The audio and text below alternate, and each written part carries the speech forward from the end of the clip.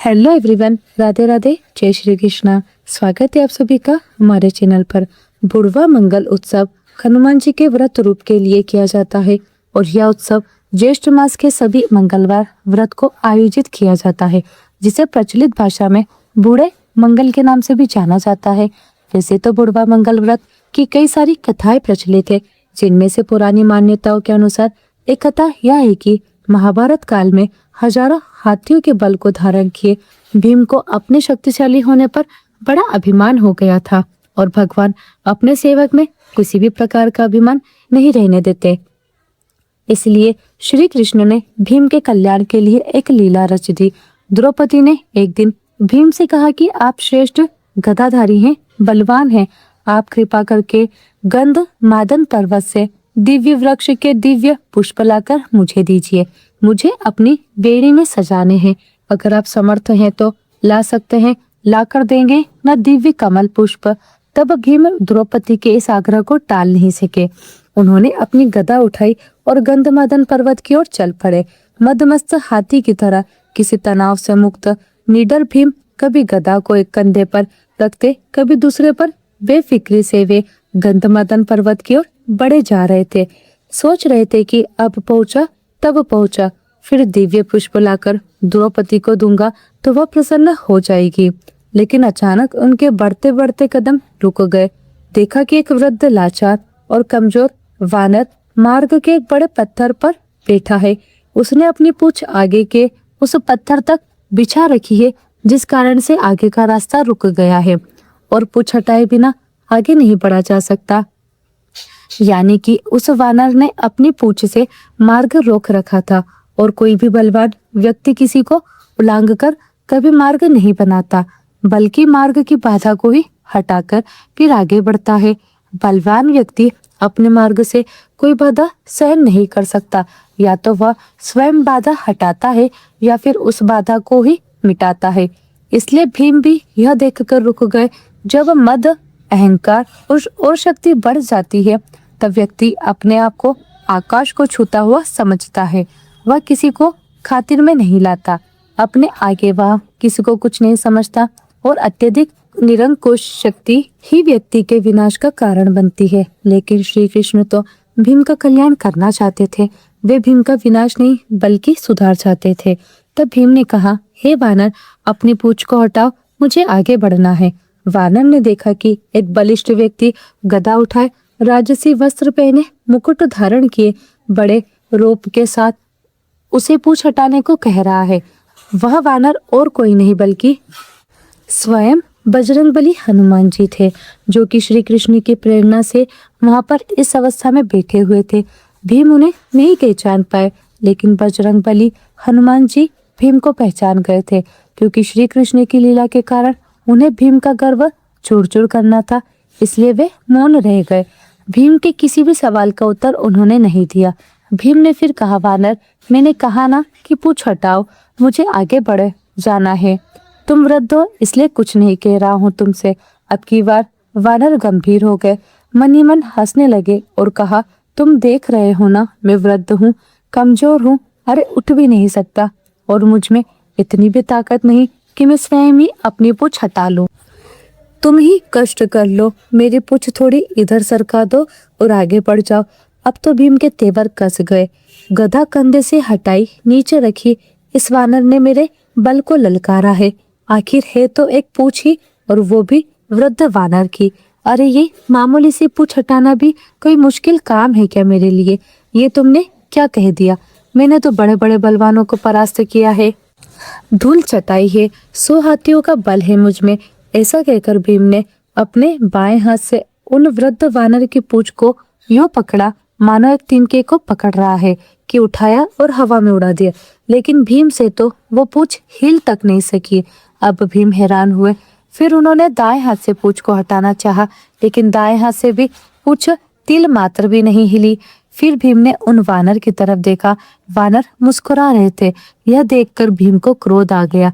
अब की बार भीम ने अपने दोनों हाथों से भरपूर जोर लगाया, फिर तब भी पूंछ नहीं हिली। तो एक पांव को पत्थर पर रखकर उसका सहारा लेकर फिर जोर लगाया, 2 बार 3 बार, लेकिन हर बार भीम हताश हो गए। जिस पूंछ को भीम ने मामूली और कमजोर वानर की पूंछ समझा था। उसने तो उनके पसीने छुड़वा दिए और भीम थककर निढाल होकर एक तरफ खड़े हो गए। सोचने लगे, यह कोई मामूली वृद्ध वानर नहीं है और न ही यह कोई साधारण वानर है। अवश्य ही यह कोई दिव्य शक्ति है और इस असीम शक्ति का मैं सामना नहीं कर पाऊंगा। विनम्र और झुका हुआ व्यक्ति ही कुछ पाता है, वरना अकड़ तो उसे ले डूबती है।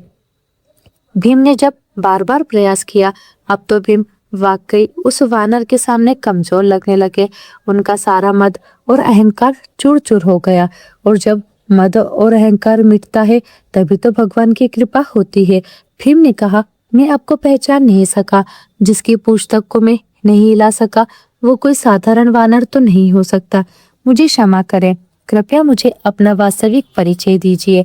तब वानर उठ खड़े हुए, आगे बढ़े और उन्होंने भीम को गले लगा लिया और कहा, भीम, मैं तो तुम्हें पहचान गया था। मैं पवन पुत्र हनुमान हूँ, श्री राम का सेवक।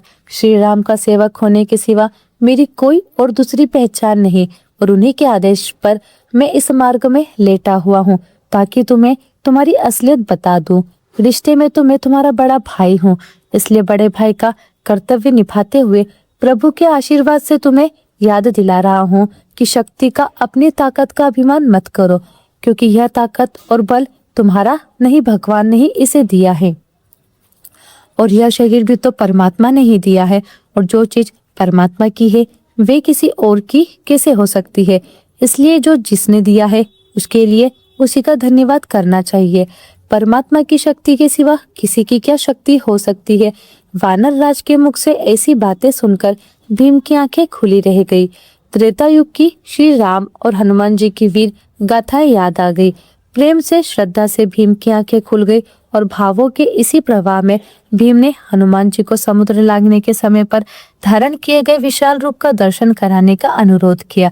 तब हनुमान जी ने श्री राम जी की कृपा से अपना आकार वैसा ही बढ़ाया जैसा उन्होंने 100 योजन समुद्र लागने के समय धारण किया था।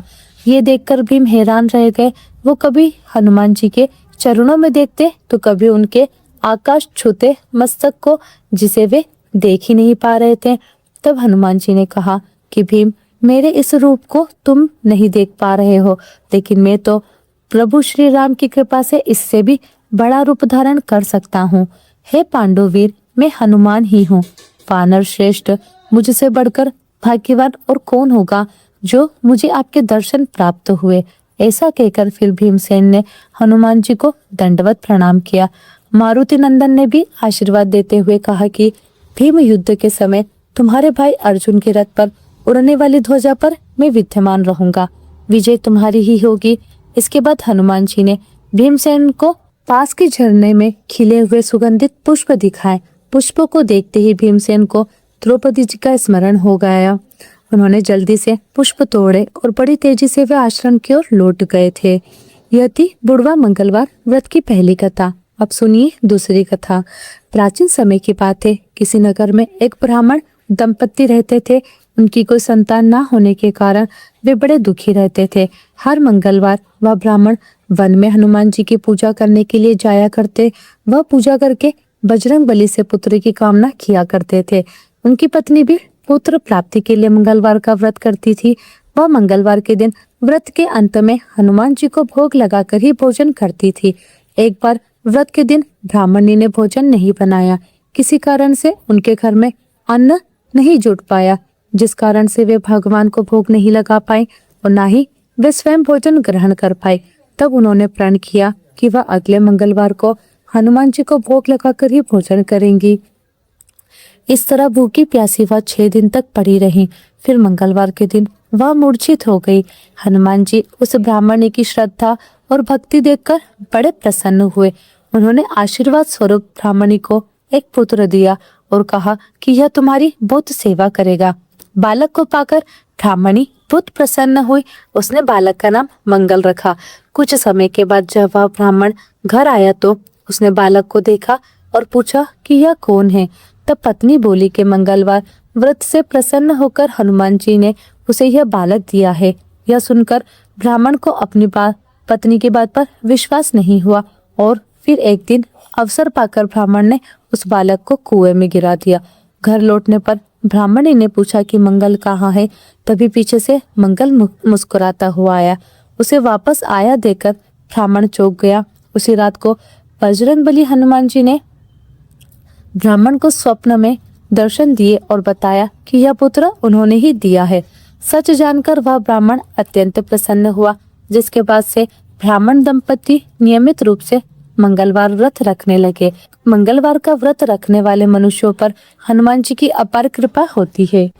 बोलिए पवन सुत हनुमान जी की जय। जय श्री राम।